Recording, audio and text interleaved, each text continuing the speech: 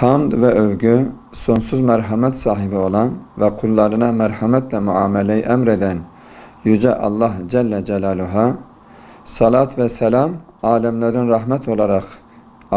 rahmet olarak gönderilen Kutlu Nebi'ye, ashabına ve merhamet yürekli tüm inananların üzerine olsun.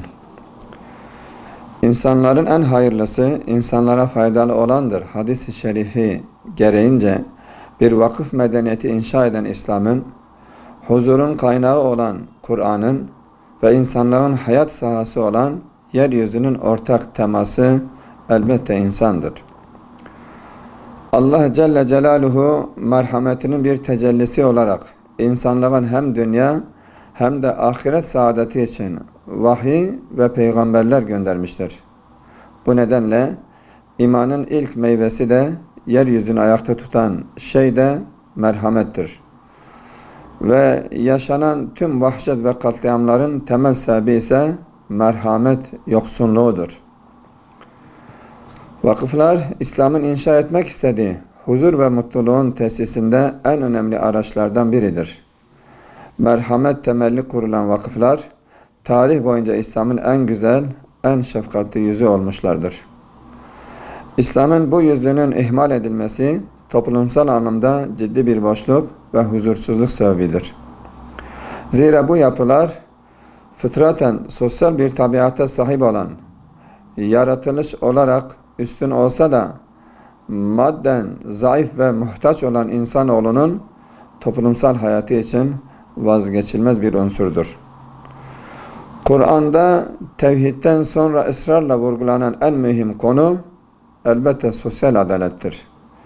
Tarih boyunca toplumları yok eden ilk sebep inanç yoksunluğu, sonrası ise sosyal adaletsizliktir. Mayıs ayının 2. haftasında kutlanan Vakıflar Haftası'nın temel gayesi toplumsal anlamda bir yardımlaşma ve kardeşlik bilincinin diri tutulması ve bu anlayışın ihmal edilmeden sonraki nesillere taşınmasıdır. Bunun da gerçekleştirilebilmesinin yegane çaresi imanla yoğrulan bir vakıf medeniyetinin her daim diri tutulmasıdır.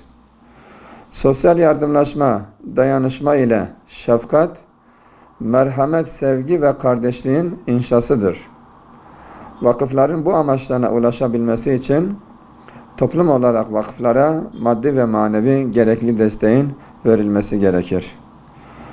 Ve insanı Yunus Emre'nin diliyle Yaradan'dan ötürü sevmenin, mahrumiyet ve mahcubiyet içerisine bırakmadan gözetmenin ihmal edilmemesidir.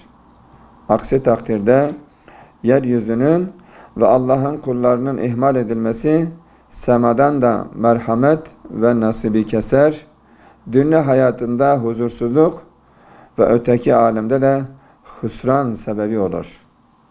Bu vesileyle İslam medeniyetimizin önemli unsurlarından olan ve halka hizmeti, hakka hizmet anlayışıyla sürdüren vakıflarımızın Vakıflar Haftası'nı tebrik ediyor.